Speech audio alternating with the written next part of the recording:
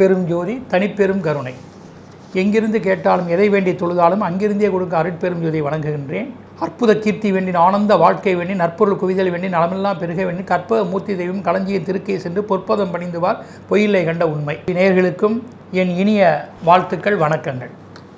இப்போது வாக்கிய கணிதப்படி, அதாவது திருநள்ளாறு வாக்கிய கணிதப்படி வரப்போகும் சனிப்பெயர்ச்சி மார்ச் 29/3/2023, அதாவது சுபகிருது வருஷம் பங்குனி மாதம் 15ஆம் தேதி வளர்வரை புதன்கிழமை 29/3/2023 அன்று பகல் மணி இந்திய நேரப்படி IST நேரத்தின்படி 12:51 மகர ராசியிலிருந்து சனீஸ்வர பகவான் மூலத்திரிகோணம் ஆட்சி பெற்ற கும்ப ராசிக்கு அவருடைய இன்னொரு சொந்த வீட்டிற்கு இடப்பெயர்ச்சி ஆகிறார். இந்த இடப்பெயர்ச்சியால் உங்கள் எதிர்பார்ப்பாக இருக்கும் இந்த அதாவது கும்பத்திற்கு செல்லக்கூடிய சனிப்பெயர்ச்சியை 12 ராசிகளுக்கும் 27 நட்சத்திரங்களுக்கும் பஞ்சபூத அடிப்படையில் என்ன பலன்கள் பரிகாரங்கள் அப்படிங்கிறத நாம் இப்போது பார்க்க போகிறோம். இது போகிறதுக்கு முன்னாடி இந்த சனிப்பெயர்ச்சி 2.5 ஆண்டுகளுக்கு ஒரு முறை நிகழக்கூடியது. அது இப்போ தொடர்ந்து வரக்கூடிய ஒவ்வொரு விருச்சகத்திலிருந்தே வரக்கூடிய ஒரு சனிப்பெயர்ச்சியும் 2.5 ஆண்டுகள் அல்ல, 3 ஆண்டுகள் நெருக்கி இருக்கின்றன. 2.75-3 ஆண்டுகள் நெருக்கி இருக்கின்றன. அப்படிப்பட்டதாக தன்னுடைய பெயர்ச்சியினுடைய கால அளவை அதிகமாக்கி சஞ்சாரம் செய்து வருகின்றார். இப்படி சஞ்சாரம் செய்து வருவது பொதுவாக சனிப்பெயர்ச்சி ஒரு குறிப்பிட்ட காலகட்டத்தை கடந்து வருவது நாட்டிற்கும் மக்களுக்கு ஒரு பெரிய சோதனைகளை தரக்கூடிய ஒன்றாக இருக்கும். இருந்தாலும் அவருடைய சொந்த வீட்டில் ஆட்சியாக இருந்து இந்த பெயர்ச்சி நடத்துவதால் வரக்கூடிய பாதிப்புகளுக்கும் ஒரு பரிகாரங்களை தேடித் தருவார். மக்களுடைய தேவைகளை அறிந்து அரசு நிர்வாகத்தை ஆள்பவர்கள் சரியாக எதையும் செய்து ஒரு நல்வழி பாதையை வழிப்படுத்தி பெறக்கூடிய சந்தர்ப்பங்கள் நிறைய இருக்கின்றன. ஆன்மீகத்திற்கு அதிக ஈடுபாடுகளும் உள்ளது.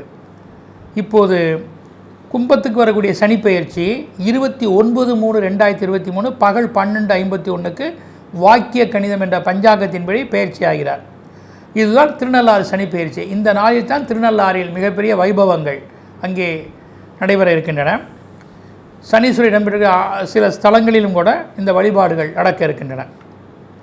இப்போது இந்த கும்பத்துக்கு செல்லக்கூடிய சனீஸ்வரர் 3 முறை வக்கரமாகின்றார்.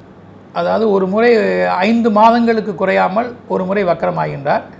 2.5 வருடங்களுக்கு ஒரு முறை சஞ்சரிக்கிற போது 2 முறை தான் வக்கரங்கள் ஏற்படும். ஆண்டுகள் கூட இருந்தால் அது 3 வக்கர முறையாக வந்து சேரும். இப்போது இவர் 2023 மார்ச்சிலிருந்து 2026 மார்ச் வரையிலுமே இருக்கார். 3 ஆண்டுகளுக்கு இந்த கும்பத்தினுடைய சனிப்பெயர்ச்சி இருக்கின்றன. ஆக திருக்கணித்துக்கு வாக்கியத்துக்கும் நிறைய வித்தியாசங்கள் இருக்கின்றன. இப்போ அதன்படி பார்க்கின்ற பொழுது 17/1 நேயர்களுக்கு பேசியிருக்கிறேன். இப்போது பேசுவது வாக்கிய சனிப்பெயர்ச்சி பலன் தான். இப்போ நான் ஏற்கனவே திருக்கணித்துக்கு பேசி சனிப்பெயர்ச்சி பலன்களும் வாக்கியத்திற்கு இப்போ பேச போகிற சனிப்பெயர்ச்சி பலன்களும் பலன்கள் கூடிய மட்டும் ஒன்று தான்.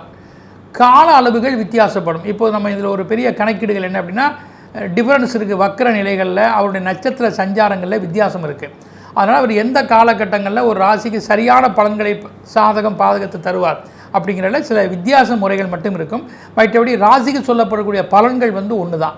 இப்போது வாக்கிய முறைப்படி நாம் சில பலன்களை சொல்லி இதில் ஒரு வித்தியாசமாக வாக்கிய சனிப்பெயர்ச்சியில் வித்தியாசமாக சனிப்பெயர்ச்சி பலன்களை சொல்லி உங்களுடைய ராசியில் உங்கள் பிறப்பு நட்சத்திரப்படி எந்த காலகட்டத்தில் அவர் அந்த சாதகம்னா சாதகமான பலன் சேரும், பாதகம்னா பாதகமான பலன்கள் எப்போது வரும், சாதகம் பாதங்கள் எந்த காலகட்டத்தில் கடந்து வரும், நாம் எப்போது அது விழிப்பாக இருக்க வேண்டும், அதுக்கான என்ன பரிகாரம், எப்படி நாம் நடந்துக்க வேண்டும், இதையெல்லாம் ஒன்று திரட்டி இறையருளால் உலகெல்லாம் உணர்ந்த ஓதற்கரியவன் நிலவிலாவிய நீர்மெளி வேணியன் அலையில் ஜோதி அம்பலத்தாடுவான் மலர் சிலம்பொடி வாழ்த்தி வணங்குவோம்.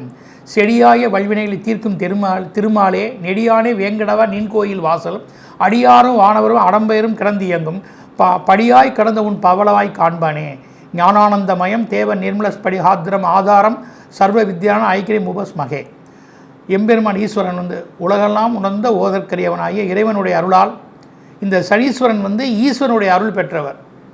இன்னும் சொல்லப்போனால் பைரவருடைய அருளும் சேர்ந்து இருக்கக்கூடியவர். காயத்ரி தேவனுடைய அருளும் அம்பிகையினுடைய அருளும் முருகனுடைய அருளும் முழுமுதற்குள்ள கடவுளுடைய அருளும் ஒரு சேர பிறந்து இந்த கடவுள்களை வணங்குவதால் சனிப்பெயர்ச்சியால் வரக்கூடிய நற்பலன்கள் நம் கூடுதலாக கிடைக்கும். கெடுபலன்களுக்கு இந்த இறைவன் இறைவியை வணங்குவதால், அதாவது சிவசக்தியை, காலபைரவரை, சொர்ணாசுர பைரவரை, மகாவிஷ்ணு மகாலட்சுமியை, லட்சுமி நரசிம்மரை,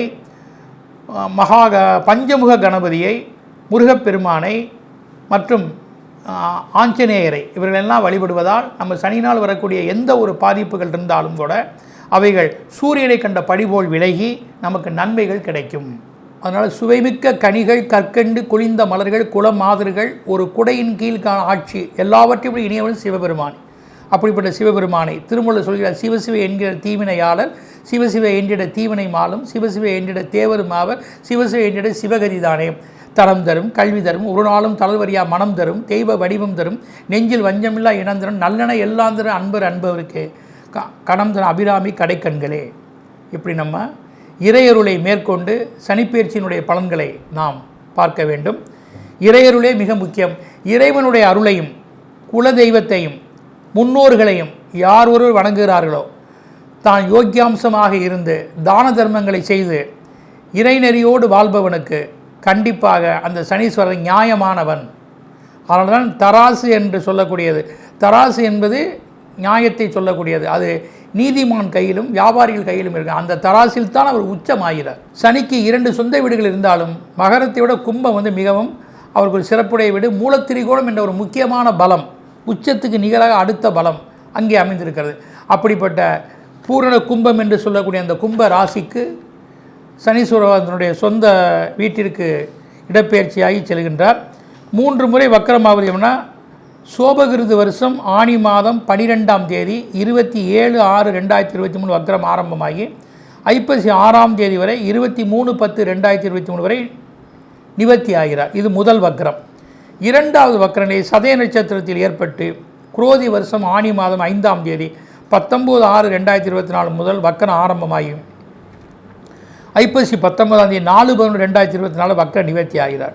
3வது வக்கரனை பூரட்டாதி நட்சத்திரத்தில் விஸ்வாவசு வருஷம் ஆனி மாதம் 18ஆம் தேதி 2/7/2025 வக்கரம் ஆரம்பமாகி கார்த்திகை 2ஆம் தேதி 18/12/2022 வக்கர நிவர்த்தி ஆகிறார்.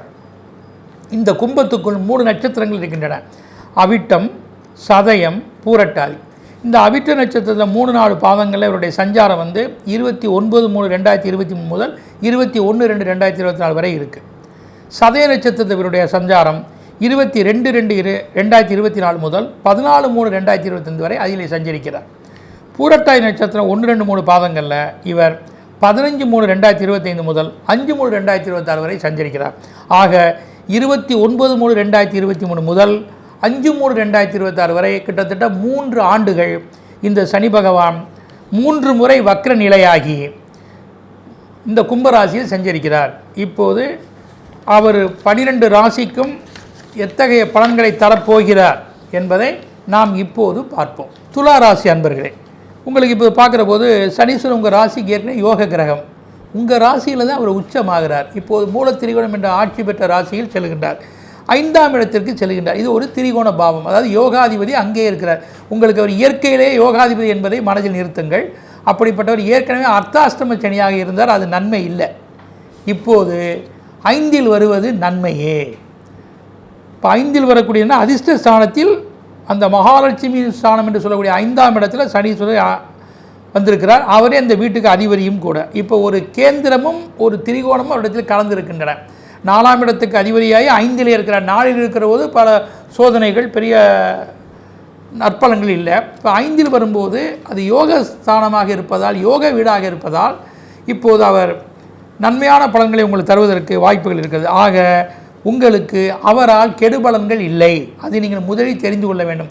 சனீஸ்வரரால் கெடுபலன்கள் இல்லைனாலே அது முதலே உங்களுக்கு ப்ளஸ் பாயிண்டான பலன்கள். அது பாசிட்டிவ் நீங்கள் எடுத்துக்கிறோம். இல்லை நெகட்டிவ் ரொம்ப இல்லை.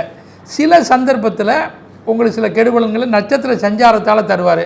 அதை நீங்கள் இவர் யோகாதிபதியாக இருப்பதாலும் இவர் எந்தெந்த இடங்களை பார்க்குறாரு, என்ன பலன்கள் என்பதை கொண்டும் நாம் அதை சீர்படுத்தி கொள்ளலாம். இப்போது நம்ம பலனுக்கு உள்ளே போவோம். இப்போ அர்த்தாஷ்டமத்திலிருந்து தப்பித்து விட்டீர்கள், அதுவே யோகம்தான். உங்கள் ராசிக்கு ராஜயோக கிரகம். அப்படிப்பட்ட சனீஸ்வரர் சொந்த வீட்டில் இடம்பெற்று 2ஆம் இடத்துக்கு இவருடைய பார்வை இருக்குது. அப்போ நீங்கள் கொடுத்த வாக்கை காப்பாற்ற நினைப்பீங்க. படிப்பில் ஏதாவது பாதிப்பு இருக்கா, கரெக்டாக படிக்கணும்னு நினைப்பீங்க. பண விஷயமாக அந்த பண பரிமாற்றங்கள், கொடுக்கல் வாங்கலாம் சீராகும். இப்போ நீங்கள் ஒரு காரியத்தை செய்கிறதுக்கு பணம் கண்டிப்பாக வேணும், எப்படியும் வரும், எந்த ரூபத்திலையும் வரும், அதுக்கான வாய்ப்புகள் உண்டு. அதில் குடும்பத்தை சார்ந்து நண்பர்களை சார்ந்து அதனால் உதவிகள் உங்களுக்கு கிடைக்கும். அதோடு மட்டும் இல்லாமல் உங்களுடைய நீண்ட நாள் ஆசை என்னவோ அந்த ஆசையை இப்போது நீங்கள் பூர்த்தி செய்து கொள்ளக்கூடிய வாய்ப்புகள் நிறைய சந்தர்ப்பங்கள் இருக்கின்றன. அது மட்டும் இல்லை, நீங்கள் உங்களுடைய வாக்கால் பேச்சால் திறமையால் எந்த ஒரு காரியத்தையும் ஆண் பெண் யாராக இருந்தாலும் தக்க வைத்து கொள்ள முடியும்.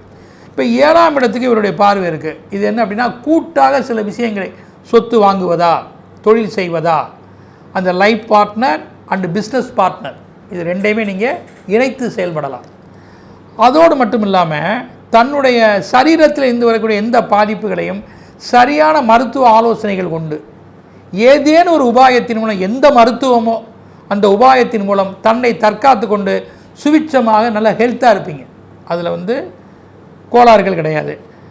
அத்துடன் குடும்ப தேவைகளையும் எந்த வகையிலையும் பிள்ளைகளுடைய விஷயங்களையும் விருப்பங்களையும் கணவன் மனைவியுடைய நல்லிணக்கணமும் கணவன் மனைவியுடைய நல்லிணக்கமும், அதாவது நல்ல அவங்களுடைய சுக சௌரியங்களும் பிள்ளைகளின் விருப்பங்களும் நல்ல விதமாக நடக்கும்.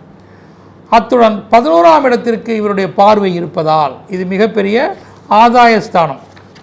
ஆதாயஸ்தானத்துக்கு இவருடைய பார்வை இருக்குது. அதனால் எப்படியாவது உங்களுக்கு ஒரு விஷயத்தை செய்வதால் லாபம் கண்டிப்பாக கிடைக்கும். நீங்கள் எடுக்கும் முயற்சிகளோ அல்லது சொத்தோ ப்ராப்பர்ட்டியோ அல்லது பிறருடைய உதவியோ பிறர் உதவிக்காக பணம் செலவிடுதலோ தன்னுடைய லட்சியத்தை நிறைவேற்றுவதோ எதை செய்யணும்னு நினைக்கிறோமோ அதையெல்லாம் கண்டிப்பாக நல்ல விதமாக செய்து பிறருடைய உறுதுணையோடு குறைந்த முதலீடுகளில் பெரிய அளவில் லார்ஜஸ்ட்டாக செய்து நீங்கள் நன்மை அடைவதற்கு அதிக வாய்ப்புகள் இருக்கின்றன. தன்னிலும் மூத்தவர்கள் அதிகாரிகளுடைய ஆதரவு எல்லாம் நல்ல விதமாக நமக்கு இருக்கும். அதே மாதிரி மூத்த சகோதரர்களோ பெண்வழி தொடர்புகளோ மாமனார் வகை சொத்துக்களோ அல்லது பாட்டாளர் வகை சொத்துக்களோ பூர்வீகத்திலிருந்து உங்களுக்கு முறையாக கிடைக்கக்கூடிய வழிமுறைகளோ இதெல்லாம் கண்டிப்பாக கிடைக்கும். இதெல்லாம் நீங்கள் சரியாக பயன்படுத்துவீங்க. சுப காரியங்கள் எல்லாம் தடபுடலாக நல்லா நடக்கும், வெகு விமர்சையாக நடக்கும். நீங்கள் விளம்பரமாவீங்க, நீங்கள் யாருன்னு பிறர் மக்கள் மத்தியில் பேசப்படக்கூடிய சந்தர்ப்பங்களும் அதிகம் இருக்கின்றன. இப்போது நம்ம பார்க்குற போது இவருக்கு இந்த நற்பலன்கள் எல்லாம் உங்களுக்கு எந்த காலகட்டத்தில் வரும் என்பதை இப்போது நம்ம பார்ப்போம். உங்கள் பிறப்பு நட்சத்திரப்படி பார்க்குற போது சித்திரை 3-4 பாதத்தில் பிறந்தவர்களுக்கு சாதகமான காலம் சஞ்சாரம்னு பார்த்திங்கன்னா 22/2/2024 முதல் 14/3/2022 நன்மைகளே. இந்த காலகட்டம் நீங்கள் உங்களுடைய எந்த ஒரு முயற்சியிலையும் எடுத்து செய்தால் வெற்றி நிச்சயம். இவருக்கு சொல்லப்பட்டுள்ள சாதகமான பலன்கள் உங்களை சரியாக வந்தடையும். இப்போ இந்த நட்சத்திரத்தில் பிறந்தவர்களுக்கு பாதகமான காலம் 29/3/2023 முதல் 21/2/2024 வரையும், 15/3/2025 முதல் 5/3/2025 வரையும் உள்ள காலம் பாதகமான காலமே. இது உங்கள் ஜாதகப்படி அதிர்ஷ்டமான தசாபுத்தி இருந்தால் இந்த பெரிய பாதிப்புகள் வராது. அப்படி இல்லையேல் சிற்சில உடல் தொந்தரவுகள் பாதிப்புகள், தான் எடுக்கக்கூடிய முயற்சிகள் சரியாக முடியாமல் தாமதமாகும், விரயமாகும். அதனால் கொஞ்சம் தள்ளி போட்டு செய்யலாம். உடல் ஆரோக்கியத்திலும் கவனம் செலுத்தி தன்னை தற்காத்து கொள்ளலாம். இஷ்ட குல தெய்வங்களையும் ஒளிகிரகங்களை சூரிய சந்திரங்களையும் ஆலய வழிபாடுகளையும் அவசியம் ஜெபம் தொழுகைகளையும் மேற்கொள்ள வேண்டும். சுவாதி நட்சத்திரத்தில் பிறந்தவர்களுக்கு சாதகமான காலம் 29/3/2023 முதல் 21/2/2024 வரையும், 15/3/2025 முதல் 5/3/2026 வரை உள்ள காலங்கள் சாதகமான காலமே. இந்த காலகட்டம் உங்களுக்கு இவரால் சாதகமான பலன்களும் பாதிப்புகளும் வராமல் தன்னை தற்காத்து கொண்டு எந்த வகையிலும் நற்பலன்களை பெற்றிட முடியும். மேலும் எடுக்கக்கூடிய எம்முயற்சியும் உங்களுக்கு இந்த காலம் ஜெயமாக மாறும். பாதகமான காலம் 22/2/2024 முதல் 14/3/2020 உள்ள காலகட்டங்களில் எது உங்களுக்கு ஜாதகப்படி நற்பலன் தசாபுத்தி இருந்தால்தான் நன்மைகள் நடக்குமே தவிர இந்த காலம் சனி சொல்ல சாதகமான காலங்கள் வராது. பாதகமாக கூட சில காலங்கள் இருக்கும். இதை நீங்கள் பார்த்து நடந்து கொள்ள வேண்டும். குறிப்பாக சரீரத்தில் அதிக கவனம் செலுத்தி இறை வழிபாட்டை மேற்கொள்ள வேண்டும். விசாக 1, 2, 3 பாதத்தில் பிறந்தவர்களுக்கு உங்களுக்கு சாதகமான சஞ்சாரம் 29/3/2023 முதல் 21/2/2024 வரையும், 22/2/2024 முதல் 14/3/2025 வரையும் உள்ள காலம் சாதகமான காலம். இதன் காலகட்டம் உங்களுக்கு நன்மையான காலங்களே. உங்களுக்கு இந்த ராசியில் சொல்லப்பட்ட சனீஸ்வரனுடைய சாதகமான பலன்கள் சரியாக உங்களை வந்தடையும். இந்த விசாகத்துக்கு பாதகமான காலங்கள் 15/3/2025 முதல் 5/3/2026 உள்ள காலங்கள் பாதகமான காலமே. இதன் காலம் உங்கள் ஜாதகப்படி அதிர்ஷ்டமான தசாபுத்தி இருந்தால் சில முயற்சிகள் வெற்றியடையும். இல்லையல் இறையருளும் ஜெபம், தொழுகை, அன்னதானம் இந்த வழிமுறைகளையும் சூரியசந்திர வழிபாடும் அவசியம் செய்துக்க வேண்டும். ஸ்ரீ குபேரன் டிவியை பார்த்தமைக்கு நன்றிகள். மேலும் இது போன்ற தகவல்களை தெரிந்து கொள்ள ஸ்ரீ குபேரன் டிவியை சப்ஸ்கிரைப் செய்யுங்கள். மறக்காமல் பெல் ஐக்கானை கிளிக் செய்யுங்கள்.